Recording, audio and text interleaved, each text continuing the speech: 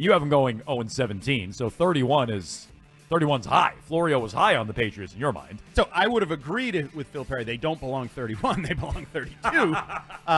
But as he brings up, it's not perfect, but generally speaking, computers are right a lot.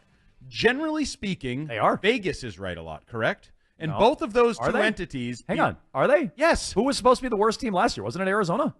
What, Vegas, though? You don't think Vegas is generally correct? Well, I mean, I don't know that they're going to nail the worst team in the... No, Maybe not exactly, but they usually more have often an than idea, not. you know. Yeah, maybe. I don't know. Doesn't a team go from worst to first in the NFL every year in their division? So, like, I don't know. I'd imagine those yes, teams... but circumstantially, generally.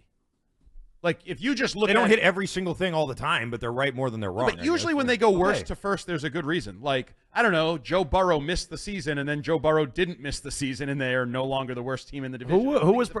so, riddle me this. If no, they're not going worst to first, so eliminate that right now. Okay, that's not what I was saying. I'm just saying... I'm just making sure. As an example of Vegas being... Like, who did they have pegged to be the worst team last year? Like, I don't know. I think a lot of people had the Texans, actually. Weren't a lot of people thinking the Texans last year would be the worst? I have no... Wait, what do you mean by a lot of people? A lot of, outlets, I imagine. Vegas. I mean, who traded with them last year? The Cardinals? Cardinals thought they were going to be terrible. Cardinals were the lowest, over under 4.5. And then it was the Commanders. A bunch of teams were at 6.5. Where was Houston? Colts were at 6.5. Colts and the Texans, the Raiders, Rams, Buccaneers, and Commanders all 6.5. And then the Cardinals were the lowest at 4.5. Okay. Right. So they were pretty close. They were a lot of the teams that were down at the bottom. They were, they were close. They weren't right. Patriots were over under 7.5. You're picking nits here. Okay, my point is, you think they're going to go 0-17 and be the worst team in the league? They just thought the Cardinals were going to be the worst. They were the fourth worst. My point is, he rings it up to hate that computers in Vegas both think the Patriots stink. Or it could just be the evidence at hand that we have says the Patriots are not going to be a good football team. It's not hate. I think there are plenty of people that like the Patriots that don't like their talent, ability, coaching, makeup, where they're going to be this year. I would put myself in that category. So, I like Jerod Mayo. I like Drake May. I like maybe where this organization is going. But for the here and now, and this top 5 defense thing. Okay, well, that's what I was going to ask you. Mina Kimes is big on it. Yep. I think there's almost no chance. We dabbled with it yesterday. By week 4, after they've played the Bengals and the 49ers right out the gates, they might have given up 150 points. So what's the bigger factor in them dropping off on defense, which I think is a fair assumption, dropping off to whatever means? Is it the absence of Bill or the schedule? I know you're probably going to say both. What's the bigger factor in them dropping off? I will probably say the schedule, but I think Bill's a big factor. I also think over-reliance or over-optimistic expectations. We touched on Christian Gonzalez. I don't know if Matthew Judon is just going to come back, be healthy, be happy, and have 15 sacks. Is that a sure thing for a 32-year-old pass rusher coming off a major injury who also is kind of in a weird place of how much he thinks he's worth and getting paid? It's not a sure thing, but getting back Judon and Gonzalez, you acknowledge, are good things. They missed them last Or week 1. Yeah. And if they're out by week 4, you're porked again. Okay, well, yeah, any team who's losing good players on either side of the ball, you're in trouble, yes. Yes, but in NFL parlance, those are likely to be happening because both guys played 3.5 games last year. Okay. Correct? Well, yeah. And one's old. Going to get hurt by week 4 next year. 32-year-olds generally don't get healthy. I agree with you on Judon. You think Gonzalez is going to get hurt again? I don't know. Okay, he has a track record of a questionable history there. I don't know either, but I'm going to put him in a healthier category than Judon. Sure. The young guy I'll take over the old guy. But the potential is there for both because they didn't make it through a month of an NFL season last year. The most recent year they played, they didn't make it through a month.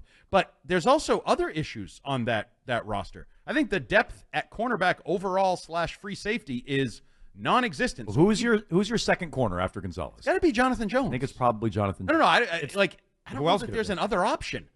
Alex Austin, you don't like him? Marcus Jones. There's a guy that I'm intrigued with just because, is Izzy something? Yeah. He picked off our guy Drake May. Yeah. Yeah. Oh yeah, a lot of people do that. Yeah. But that's a total house of cards if Gonzalez doesn't play, and even if he does play, Jonathan Jones is not getting any younger. Jonathan Jones is not getting any healthier. No, he's been hurt a lot. And I also don't love Jonathan Jones as an outside corner. Remember the first half of the Bengals game? Was that last year or the year before? Christmas 2 years ago. 2 years ago, right? And or Christmas Eve, yeah. T. Higgins just made him look like a little kid on the playground who was playing with the older kids, the seniors. So this defense to me, and you mentioned it, Bill Belichick is a factor. It's a significant fact. Whatever you think of him as a coach, a GM, a manager of people, whatever. Not much. Could still coach defense, correct? Yeah. If you could just hire him right now to coach a defense, would you? That's what Arcand wanted him to do I was last year. saying he should have done that, Arcand yeah. said he's qualified to be a defensive coordinator. He And should so have done that. What He Paul probably got a Rabel tried job. to do. Yeah, Tried exactly. to have that PLL team. At lacrosse. Couldn't even get a head coaching gig in the PLL. Stole that idea from me. So, look, I think Bill, they're going to miss something on defense without Bill. But they should, even with Alex Van Pelt, they should gain something on offense because they've been a disaster on offense now for a handful of years under him. They should. I don't rule out a third year of disaster. Okay. And certainly not if it's maybe late in the year. If it's Brissett, I'm with you. But if it's May, it should take a step forward. It better take a step I think Brissett in early May could be disastrous. Maybe late May, he gets his feet under him after 4, 5, 6 weeks, starts to feel a little more comfortable. Maybe that can evolve in a more positive direction. But you have a terrible kicker, right? Everybody has this plan that if they're going to win with defense, right? And generally those games are close games, right? Yep. So generally those games involve field goals, right? You don't like Joey Sly? Joey Sly stinks. Certainly Ryland is terrible, yeah. a problem. So you have a bad offense, you have a bad kicker, you have a defense that probably has more questions than anyone really wants. You know what it really is? The numbers. There's a lot of the quants, the DVOAs, the PFFs. That's where Mina Kimes loves to live her football analysis world. Mm-hmm. And Phil Perry dabbles in a lot of analytics. I've argued with him a lot on TV about that. The analytics tell a story based on recent years. I don't think the story is going to be the same one when they play the actual schedule that they have to play this year, starting with the last place schedule in week 1. You're playing the Bengals because you're a last place team. And that earned you Joe Burrow, Jamar Chase, and T. Higgins in week 1. I mean, It's admittedly not ideal. That was not on my winnable games list when we went through it yesterday. How are we feeling about Mayo, Arcand?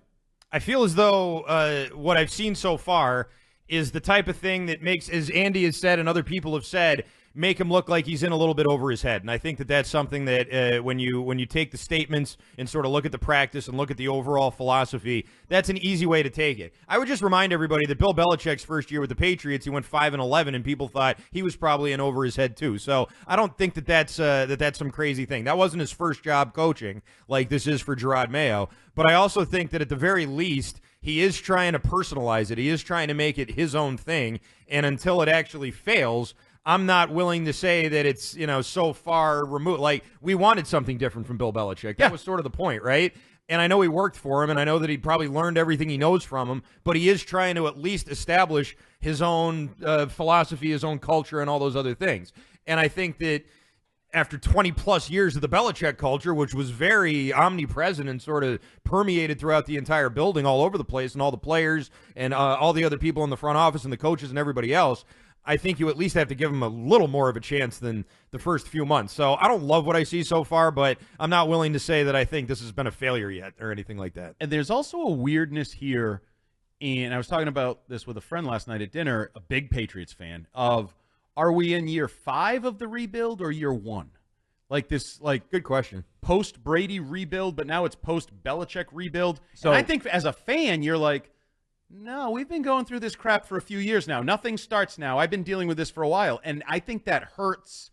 Usually you give the new coach that honeymoon period. No, if it's a disaster. But Jerod doesn't have the honeymoon period because they're like, no, I Andy, gave you those years. Andy, if they go what you think they could go, 0 wins, he's not back. I feel like that's really going to be kind of tied to me moving forward. Yeah, I mean, I agree with Andy. 0 wins. Well, let's say it's 1 or 2. Let's say it's under the 4.5. Let's say it's under the 4.5. Under. I like it. I'll take that. I'll put money on it. Under 4.5. Let's say it's under there. I mean, we're going to be talking about his job security. We will, but I don't think it'll be seriously in jeopardy. I don't think it'll seriously be in jeopardy. Yeah, I don't think so. Because it was Robert's pick, and he's not going to give up after Fine. 1 year. What if it's 0? I still don't think so. You don't think he'll get fired with 0 wins? No, I do not. Okay. Well, then maybe 0. Maybe 0. 0? Well, what does it 0 matter? wins. I mean, maybe if you win 1, that saves your job, but 0, I got to fire you. Yes. Yeah. 0's 0's. Never. You said it yesterday. 0-17's never been done. Who cares? Me. I think they would care. I don't think Robert would. He would care about how that looked. He put his gut on the line, right? He tells us. Yeah, and then his gut went 0-17. His gut goes 0-17. Yeah, exactly. Yeah. I would distance myself. I'm with you. I think that Mayo's going to get a grace period, not from 0-17. No, and I feel like you just contradicted yourself. You just said it's going to work against him because it's year 5 of the rebuild. With the fans. Yeah. Well, I think the pressure of the public and the fans and people like you on the radio. You don't think that gets? You don't get and take me out of it, but you don't think the pressure from the fans gets to Kraft? It's really about you. Oh no, I know it gets. He hears it and feels it and sees it. Well, then that's what we're talking about. But I think he also would hear and feel and see the embarrassment of wait, I got rid of Bill Belichick earlier than some wanted. And I said this was the plan. I may have driven him out by anointing Jerod Mayo the coach in waiting, right? Like that may have played a factor here. And now I'm just going to pull the plug on something that my gut told me 5 years ago. Like the only way I see that happening is if there is a somewhat tangible transition of power where Robert says, I've kind of stepped away from the Patriots, and Jonathan takes over. And then Jonathan can be like, well, he wasn't really my guy. That was Dad who hired Mayo. That's the only way. And I don't think that's going to happen. So I think there are very slim chances Jerod Mayo is not here in 2025. A tangible transition. Yeah.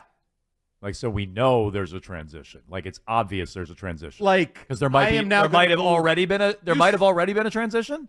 Oh, Jonathan has taken over a day-to-day active role with the Patriots over the last significant period of time. Yeah, but when you say tangible, like, they really make it weird known. How he's never there for any of the big press conferences either. You know, and again, that would be a tangible transition. He holds the press conferences. He is doing these. But Arcand, you said yesterday when we were talking about the John Henry thing, like, how often is Robert here? When is he in New York? Where, like, maybe Robert says, I've decided to move full-time to New York and, you know, live that part of my life with my wife and that end of things. So that, I think, could open a door for Mayo to be eased out. Okay. But that's the only way for me. The 0 to 1 to 3 doesn't matter. All of them suck. All those seasons suck. 0 should matter more than the other ones. Why? What if you get a freak thing that, oh, thank God we went 1-16 because the guy missed a chip shot PAT? Yeah, I would feel a lot better about it. I wouldn't. I would. I'd feel a lot better about 1 than 0. Wow, you guys are easy to please. No, we're not. Apparently.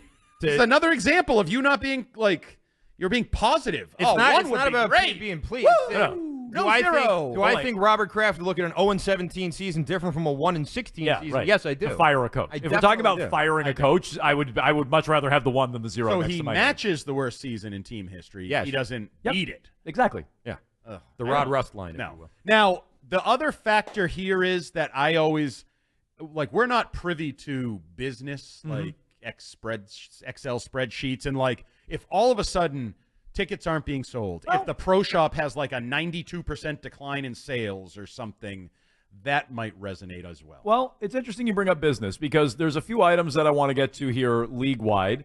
That would include, a big bill that's due for all the owners throughout the NFL, courtesy of this Sunday ticket lawsuit. We'll also get to the new kickoff rule in the NFL. I'm curious to hear Andy Hart's thoughts about it. How do you feel about Jerod Mayo? 617-779-7937, and how the Patriots stack up in the NFL. Andy, not very high on them. I'm a little higher.